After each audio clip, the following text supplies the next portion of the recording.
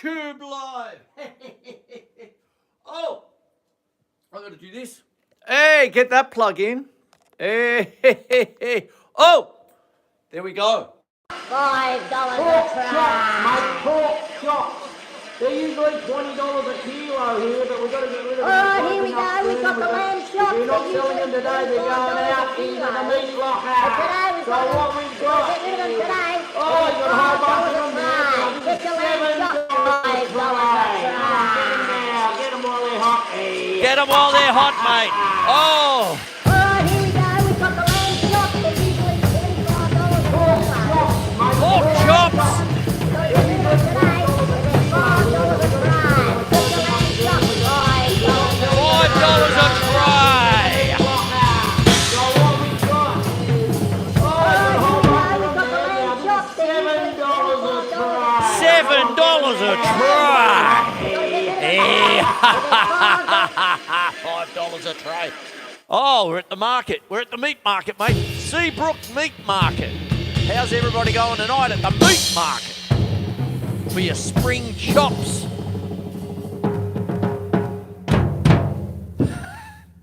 What an opening. Oh, it's pretty usual, actually. A little bit new for YouTube, I suppose. My name's Chris Quinlan. Welcome to Melbourne Musos YouTube Live, formerly Face Chookeries, but I got hacked. And there you go. So, picking up the pieces of chops. So, let me get on with it. Tonight, I'm going to talk about chops. Okay, I've been watching, of course we all watch the reels and all that. Some of these dudes are fast. Like that. Unbelievable. Okay, and there you go. I'm trying to keep up. Grandpa chop. I'm in for the chop. So what I'm doing, I'm going to give you a few tips about chops. Okay? So what I'm doing tonight is I'll give you a couple of little ideas and things, how to work them up, a couple of new things perhaps, hopefully, all this sort of bit. Now when we're starting, I'm going to start off with mallets because one of the things, I'll get this out of the way. I love my practice pad. I've got 2 practice pads over there. It was the first. I've still got the first practice pad I ever bought when I was just turning 13. And then not long after, one of my mum's friends said, "Oh, your son plays drums. Chrissy plays drums, does he? My son gave up, and I've got this practice pad. Does he want it?" So I've ended up with one of the real old style practice pads, the Billy Gladstone practice pad. I probably should have put it on here, but that's not really what I'm talking about. I love them, and I do it all the time, yes. But at some point, with the advent of the electronic drum kit over the last 15 years or so, I mean, we've had electronic drum kits for a long, long time, but as far as one in the house, the last 15 years, I've noticed that dynamics of all the kids are just playing rubber pads. So when they get an acoustic drum kit, I sort of say, play softly on your drums, get a sense of balance, 1 to 10 on the volume. That's why one of the reasons why I have mallets. And triggers tonight.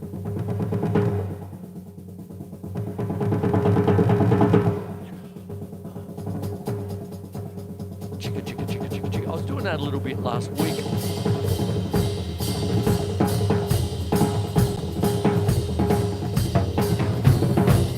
And there you have it. So I'll get started with some, just some basic things. Very basic, okay, because I get complicated, but I want to be fairly straightforward to them. So what happens is this. When you're starting out, you get your wrists going, whether it's matched grip, traditional grip, nice even strokes, so on it goes like that. And you've got 3 rudiments, okay? It is basic 101 stuff, okay, sort of thing. So you've got that single stroke roll. Keep it nice and even as much as you can. If you're right hand, you don't want to do that. Conversely, what's this thing? Okay, go back to match grip. That's what happened to me. I started out match grip, went to trad, yuck, went back, yuck. Oh, I'm getting the hang of it now. and then it took over. But I play both. If you see some of the things that I do on Doris the Drum Kit here, basically I use both depending on the style. And there you go. Mallets for now, so it's nice and easy. Okay, that kind of thing. I'm going to show you all three. I've got the sticks and the brushes over there. I'm going to show that in a sec too. Double stroke roll. And then what you do is you combine the two and you have a paradiddle. Right, left, right, left, left. Beautiful. Right, left, right, left, right, left, right, left, right, left, left. That turns into 3 paradiddles. They're inversions. You start to do triplets, and you'll be there forever. Last week I put up the show. I put up George Stone's stick control. Joe Morello talked all about that. Got a little bit tricky with the time signatures there, but what I'm doing here is very straightforward. And some of the things you see on the first page of stick control, all this biz. And so what happens then? Because I've got the mallets here. I'm going to change in a minute or two. But when you're starting out, okay, you work the metronome. I've got one here. 1, 2, 3, 4. 1, 2, 3, 4. 1, 2, 3, 4. 1, 2, 3, 4. 1, 2, 3, 4. 1, 2, 3, 4. 1, 2, 3, 4. 1, 2, 3, 4. 1, 2, 3, 4. 1, 2, 3, 4. 1, 2, 3. There you go. $5 a tray. Now what starts to happen is that when you start out, get your wrists going like that. Now, what I'm going to do is just a little tip with the brushes. One of the things about brushes, I love brushes, don't play them often enough. I'm going to change that. But what happens is because of the very nature of them, you need more wrist. There's not a lot of bounce to them, you see. So there it is there. I might even put the snares on. What do you reckon? Man. Every time I do this, I think of the soundtrack to the Robert De Niro film, Scarface, and with the 2 bass drums. Because the other week, those were 2 episodes ago, I said, you know, opposites attract, okay? So you got a nice little, you know, in this case, semi-quaver thing with a little flush. 1 yana, 2 yana, 3 yana, 4 yana, 1 yana, 2 yana, 3 yana, 4 yana.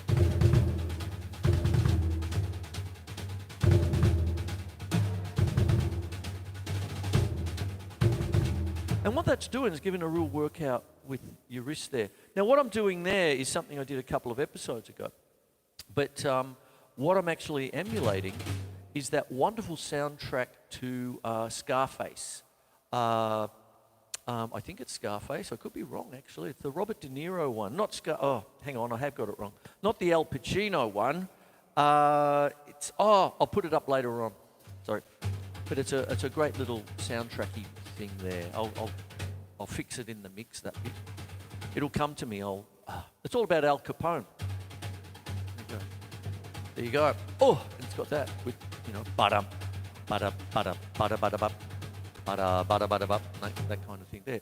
Now, when we're dealing with things like this, one of the things about playing with brushes, I used to take my, after I left school, I used to take my brushes and a little mini metronome, like tick tock, one of the little small ones, to work. And I used to play on a telephone book. In the same manner as I think it's Philadelphia Story, I hope that one's correct, where there's a jam session in the big hotel room and there's Gene Krupa there and he's playing brushes on a telephone book. Hey! I love Gene Krupa. Oh!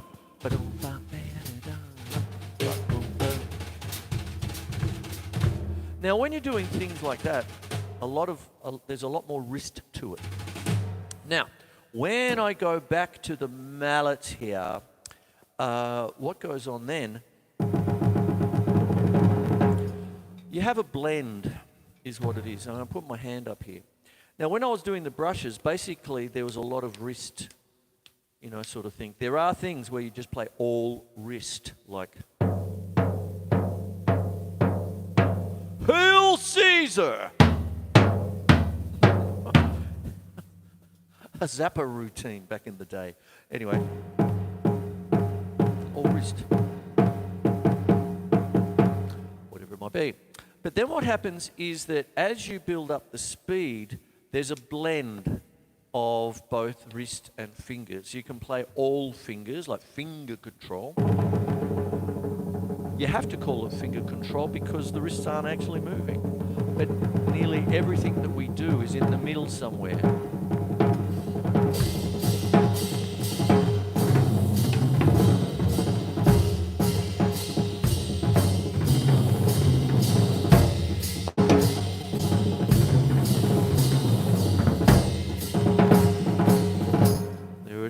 And what happens then is that you have a blend, like I said. So there are times when it's all wrists, okay? There are times when it's all fingers.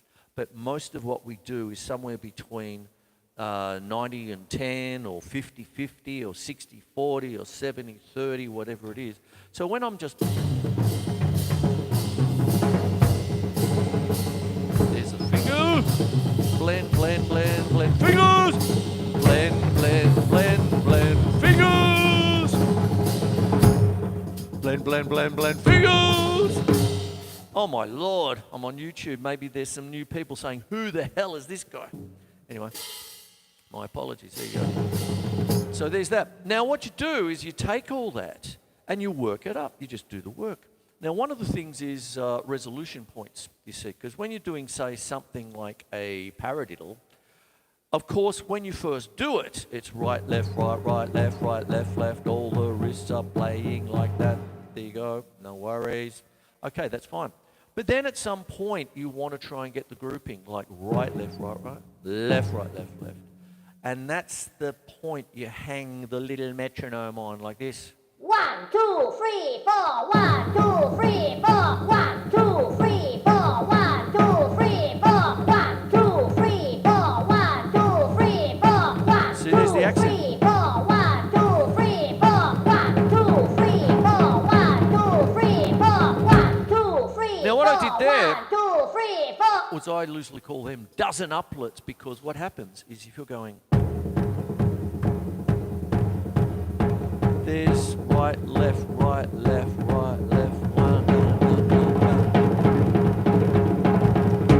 And then what starts to go on is you're getting that little point, because that comes across like a 3 against 2 polyrhythm, but you're playing 4 for every one of the 3. So 4 times 3 is 12. Dozen. So it might be 1 and 2 and 3 and 4 and 1 and 2 and 3 and 4 and 1. And there you've got 3 layers, you see. You've got your normal notes. You've got the accents, right? And then the third one, a louder accents for the...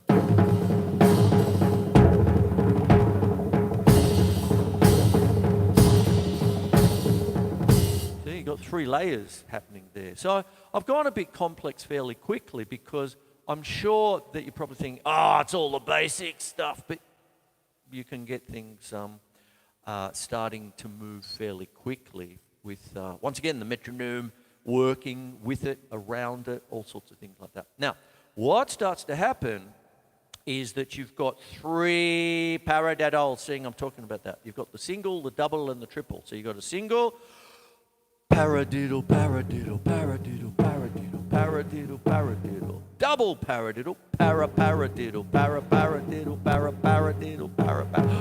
triple, paradiddle, That's what they used to do, okay? But what happens if you mix them up? And what happens if you put them together? So there's a thing, once again, it's a George Stone, wonderful little thing. Billy Gladstone, that whole era of wonderful drummers, that kind of thing. And it's a thing called the paradiddle pyramid.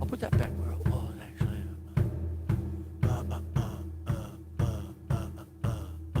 1, 2, 3, 4. 1, 2, 3, 4. 1, 2, 3, 4. 1, 2, 3, 4. 1, 2, 3, 4. 1, 2, 3, 4. Quavers. 1, 2, 3, 4. 1, 2, 3, 4. Triplets. 1, 2, 3, 4. 1, 2, 3, 4. Seven. 1, 2, 3, 4. 1, 2, 3, 4. 1, 2, 3, 4. 1. 2, 3, 4. But what happens is if we take it back, down a little bit lower, and then I'm going to take you, why not? If you're going to do this kind of chops, why not go to 1 to 10? So let's go to 1 to 10. You've got crotchets, quavers, triplets, semiquavers, quintuplets, sextuplets, septuplets. Gina, Lola, Bridget. 30-second notes, non-uplets and decuplets to 10. I was doing 12s before, like a 1 and a 2 and a 3 and a 4 and a double stroke rolls if you want. So if I'm taking it down low, 1, 2, 3, 4. and 1, 2, 3, 4. 1, 2, 3, 4. 1, 2, 3, 4. 1, 2, 3, 4. 1, 2, 3, 4. 5, 1, 2, 3, 4. 1, 2,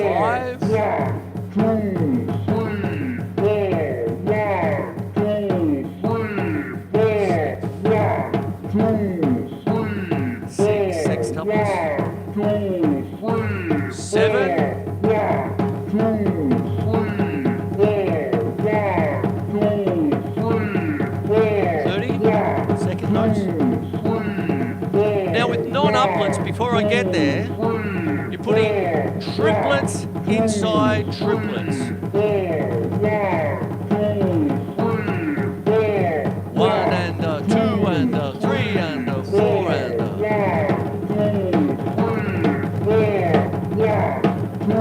They're tens. Oh, 3, 4. Oh boy, there's Chop City. Okay, the other thing, of course, you've got lots of different kinds of sticking patterns and things like that. But what starts to go on is that they're in Stick Control by George Stone, and towards the end. And one of the reasons why you've got 5s and 7s and things like that is because it goes back to the rudimentary right to left, do you see? You might have triplets,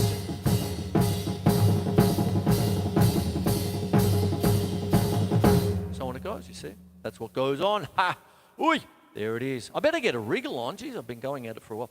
Anyway, so what have I talked about? There's 1 to 10. You can get that happening. So it's a bit of a contrast than just doing semi-quavers and working your way up the metronome, you know, from the good old 208 where it's going like that and you fall off the drum stool and you go, bloody hell, I got it. A minute non-stop. Ooh! You know, metal. It's almost a requirement. Let me take you through a few things now. One of the things I've already done with tonight's show is a little thing. I've got it written down as, you know, just as bullet points, but take your feet with you. And that's what I've done with the double kick and the brushes before. Stick control story, add the feet. I used to go away, take the missus back in the day, away on the old Christmas holiday in between, you know, good old school holidays. And then I'd come back and I'd be 2 weeks away without having played any drums. So I used to religiously pull out the stick control book in January after the Christmas holidays and go through it. And I did that for about a decade. And then after a while, I just started to add the feet to it. So I would just go through the stick control book with either 4 on the floor, a 2 feel, and then I started to do Latin bass drum, like... So on it goes, and I just went through the book every day, and then I kept on going like that. Woo! And then that's what happens. Now, the next one is that I've been doing most things on the snare drum. to keep it relevant to anyone else's practice pad. But there's a big thing when you're starting to need to use your chops for the situation and the style. So because what I do is a lot of soundtracky stuff with the triggers, and with the second show I've got Impromptu TV, I do a lot of backing, and just like I have to sit there, and this is where things like keeping that even for like 30 seconds, you know, you can't go, yeah, come into the office, yeah. Yes, maestro, yes. You're cooked, mate. You don't have the... All right, here we go. We've got the lamb chops. They're usually... You haven't got the lamb chops, mate. You know, so if you're sitting there, or you're there going, that the exposed parts of a symphony, when you're using your mallets and there's the timpani, and you've got to go... Something as simple as, live from New York, proudly brought to you by Colgate Toothpaste, Radio City Music Hall. And you're there, and there's the MC sort of, oh, what do you got tonight? And you're there going, bloody hell, what's going on? By all accounts, Billy Gladstone, the very famous drummer, had this brilliant long roll, because that's exactly what he did, was those kinds of things. And he'd just go. So the tempo could be 1, 2, 3, 4. Oh, look, and you're just sitting going, oh, finger control. There you go. So the chops for the situation and the style. So I'm suddenly talking classically, you know. Rock. There's the jazz. World. Metal. And, you know, it keeps on going. As soon as you say some of those words, metal, okay, double kick time. So you take your feet with you, you know.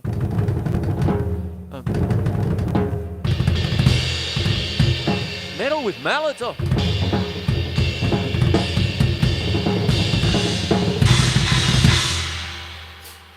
Master.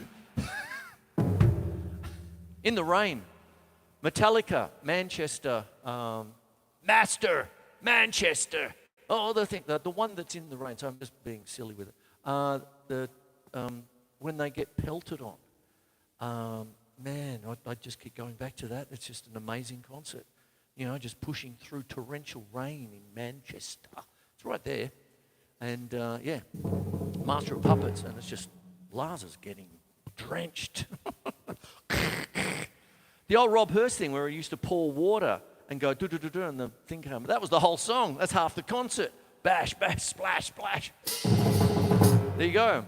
But when I started, a long time ago now, put up the piccolo toms, I had to come up with, you know, oh, well, my left hand's going to be over here. Maybe my right hand has to be there. Maybe here.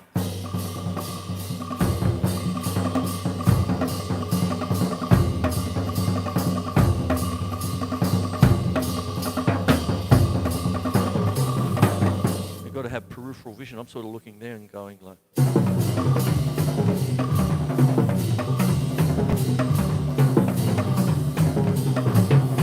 Something like that.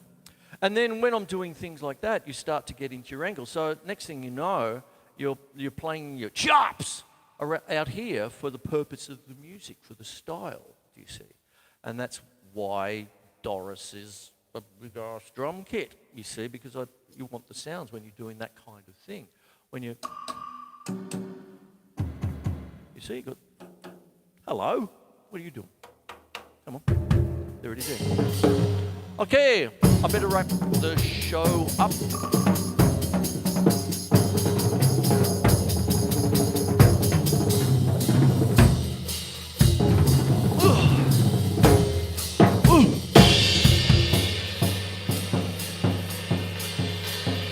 Meat market for your chops.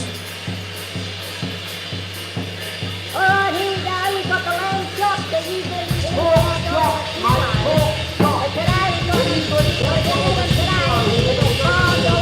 My name is Chris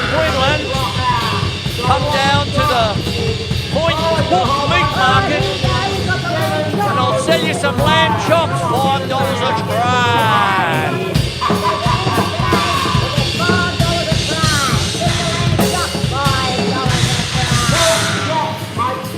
Chops, pork chop.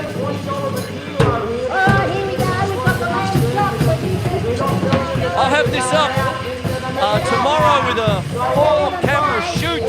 I hope you're enjoying it.